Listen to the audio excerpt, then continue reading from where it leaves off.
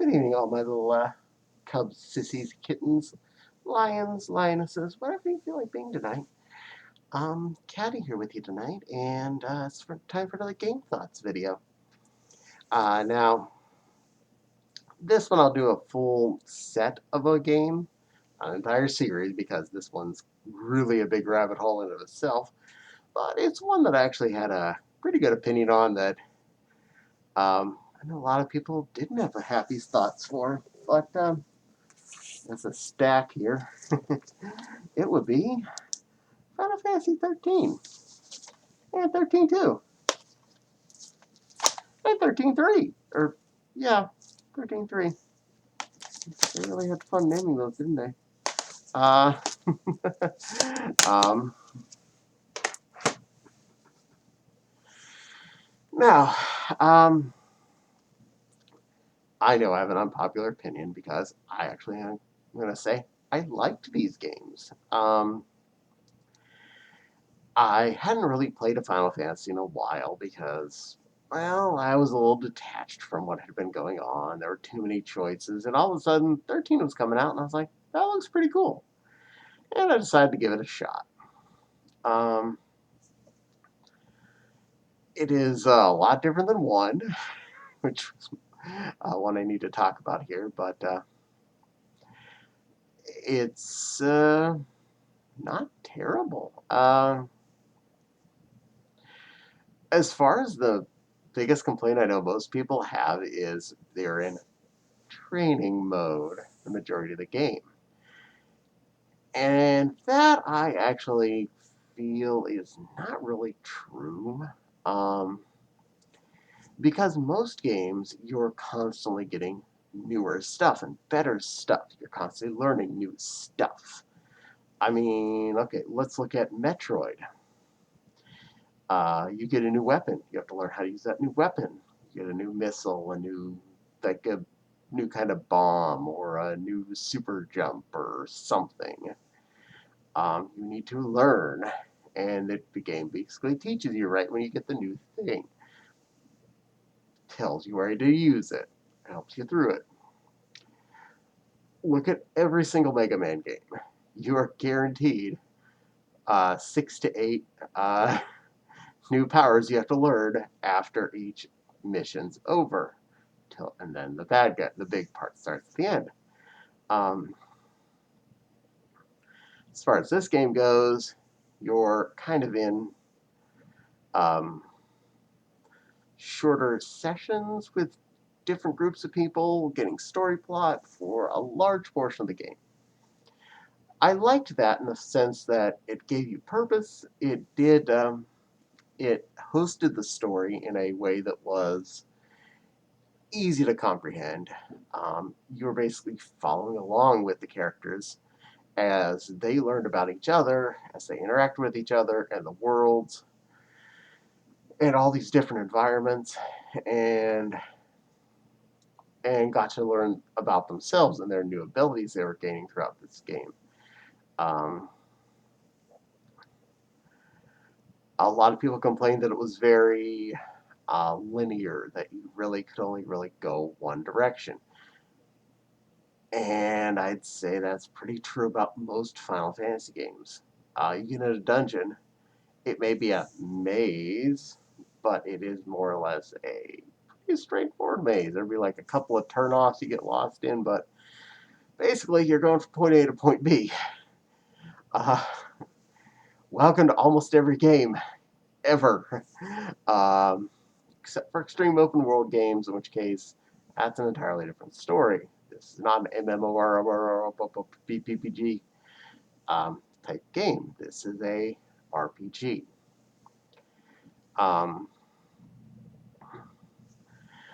I like and did not like the fact that you are locked on how far you can level up at any given point in the game.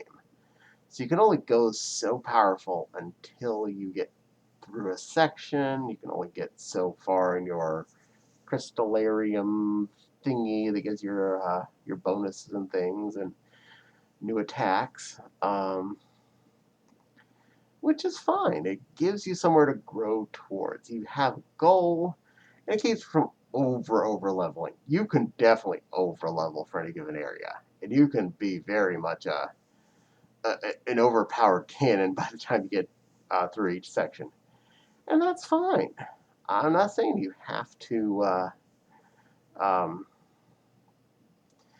I like the fact that you have the option of just going through it, grinding a little bit, and getting a few extra things, a few extra powers. But you actually can more or less play this game without any grinding if you didn't want to. I like to grind. That's my thing. Um, and it doesn't hurt you any. You just basically end up saving up crystally points for the next time you have a next unlockable range anyway. So if you accidentally fill up everything you can, you just have points ready to spend next time you get to pull that character out and go, oh, new crystal air spaces. Okay, got some bonuses. Cool. Well, we're ready to keep going on this section. Uh, I loved the character designs and the graphics related to them and their attacks and their like super beast attack mode summon things they get eventually. I think they're all pretty darn cool. I love the fact that all of them have their own little bit of story, and you get to learn each of their stories throughout the game. Some that are directly attached to each other, some that are not attached to everybody else, some that are attached just to some people. And it makes for a good, cohesive story you're playing through, which, to be fair, is one of the biggest draws of a Final Fantasy is playing through the story. Um, and getting to do a really big fireball type attack for some random reason. And you can do that too. um, the battle system, you're normally just controlling the main character, and the other characters just kind of follow. Two characters you have with you at any given time max follow suit to whatever kind of thing you're telling them to do. You have different types of attack. You have like healing attacks. You have like uh, you know, physical attack option. You have magic attack options. You don't have to worry about magic points. Everything gets filled up at the end of every battle, which is convenient. You have to worry about carrying around health potions or ether potions or anything like that. It's just you're ready to go. You can use that kind of stuff during a battle, like heal potions and whatnot. Your guys can even be set to automatically go to heal mode and heal you up, and that's not bad. The bad guys are pretty cool looking. The environments are really pretty. Eventually, you do, around chapter 13, have access to everybody all at once, so you can switch out the 3 people you have active to any of the 3 people you want to have out in the field. And eventually, at that point, they all get all of the different crystal trees. So they may have their main ones that they get their best stuff out of, and they'll be really big circles, but they'll get small circles for all the other options. Like, I don't know, maybe this one's not a healer. This dude has no normal healing abilities, but during that last section, they'll give you the option. You give them healing. It's your points. You spend them how you want. And in that big area, there's plenty of places you can train and grind and up your crystal points and get better. Also, that big area, if you want to, and I just end up staying this level for the longest time because there was so many quests you could do, like all these side quests, these hunts and things, and I loved doing them. They were fun. You got good rewards, a lot of points and whatnot towards your crystal doodly doo, and it made for an interesting side job. If I remember right, the shop lady was this kind of sexy lady dressed up in a kind of Playboy Bunny-esque outfit, but like chocobo. And So you look for the sexy bird lady to go buy things from. um, I'm not gonna lie, I liked that. um, I was the overall story. I don't want to spoil it, and I don't have to spoil it to talk about the game because, well, that's how it rolls. It was good. It had a good plot, a good overall saving uh, the world and helping all the people that were going to be killed. So, lots of cool battles, lots of cool bosses, so many cool abilities to acquire. Uh, it's not a super hard Final Fantasy. You just basically have to go through it. There are some battles that were a little trickier than others. Like your first couple times fighting a behemoth, and if you go ahead and let them get to transform, it can be a bit of a brute, but you know, trial and error. You'll learn your way through this stuff, how to take care of stuff. Um, you get the bad guys to stagger, and then they're easier to kill. So many different ways to get through this stuff, depending on how you want to play the actual battles, and what tricks work best for which kind of bad guys. It's made for an interesting setup. Now, I did mention there were three of these. Technically, I've only played two of them. In fact, my copy of Lightning Returns, the third one, I actually have never taken the plastic off of it. I just haven't had time. Not that I didn't want to play it, I just didn't have time to play it. I played through the first one. I know Autumn and I both played both of the games. Each of us finished one of them. I honestly can't remember which one was the one I finished and the one he finished, because when you're playing the kind of game with a story, when you see the end, it doesn't matter who's the one that was holding the controller at the time. It ended. Um,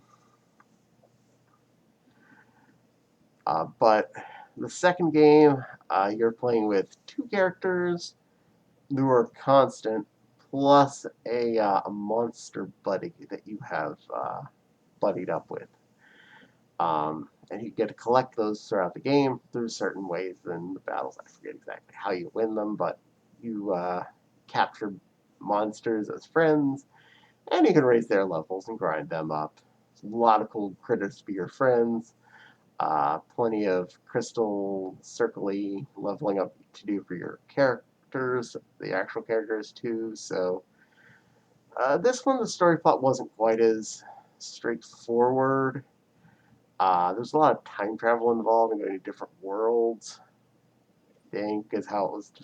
It was kind of confusing, but there's a lot of going to different worlds and time frames or whatever. And same basic environment, same basic setup, same basic controls, uh, same basic battle system, which I actually liked. It was simple enough that you didn't have to be trying to do 50 million things, not having to worry about a limit break punch point. You had to hit the button right at the right time so much. That's one of the things I did not like about some of the PlayStation 1 type Final Fantasy games. I If I'm playing this kind of game, I'm trying to be relaxed, not sit there and be playing, Street Fighter. Hold on, I need to circle back punch. Oh,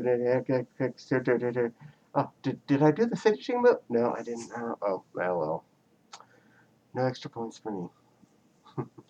Um, but I felt that one didn't seem to finish when I got to the end of the game.